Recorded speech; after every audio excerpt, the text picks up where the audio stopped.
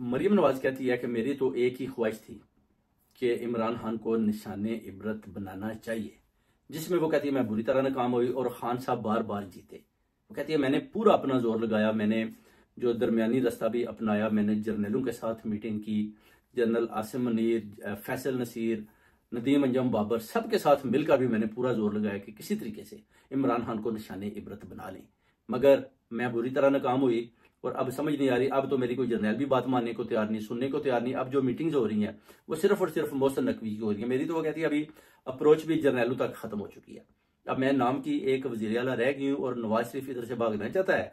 और आपको पता है कि शहबाज शरीफ भी 72 घंटे से गायब था, उसके बाद वो आ गया। उसके बाद वो कहती है कुछ समझ नहीं आ रही कि ये अपना जो हुकूमत है कैसे चल रही है। बस मुझे वो ऐसे रखा हुआ है, बस आप उधर चली जाओ, एक टिकटॉक बनाओ, बच्चों को दूध पिला दो, ये कर दो। इस तरह के जो टिकटॉक वाले शोज मेरे हवाले किए गए हैं, स्कूलों में चली जाओ। और बाकी जो काम है सारा, जब कोई सही प्रेस कॉन्फ्रेंस आती है तो उसमें फिर मोहसिन नकवी को बुलाया जाता है। मोहसिन नकवी साहब आकर जनाब अपना मुद्दा बयान करते हैं और मेरा दूर दूर तक नहीं पता होता कि वजीर आला कहाँ है।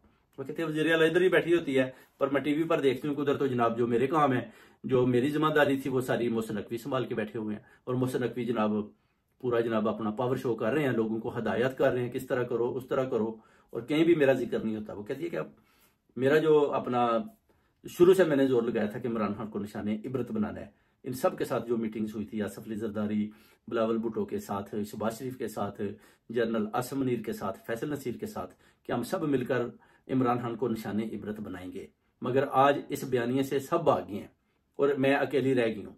नवाज शरीफ भी वो कहती है, अभी वो नवाज शरीफ भी चाहता है कि हम लंदन की तरफ भाग गए इससे पहले कि ये दोबारा हमें जेलों के अंदर डाल दें। तो वो कहते हैं मेरा बयानिया जो है ना वो खत्म हो चुका है, अब जीत सब को सामने है। क्योंकि इमरान खान ने 8 सितंबर को भी जो खान साहब ने जो अपना इलेक्शन में भी भरपूर मैंडेट जीता, 2/3 की अक्सरियत हासिल की और हमने जबरदस्ती कब्जा किया।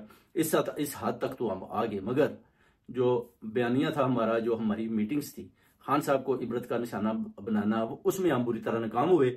और खान साहब की हमेशा अल्लाह ताला की जात ने लगता है कि साथ दिया और खान साहब की हर मोड़ पर जीत हुई। अब मरियम नवाज बुरी तरह फंस चुकी है, उसको समझ नहीं आ रही कि क्या करूं, किधर जाऊं, कौन से मुल्क में जाकर छुप जाऊं। ये सूरत हाल बन चुकी है।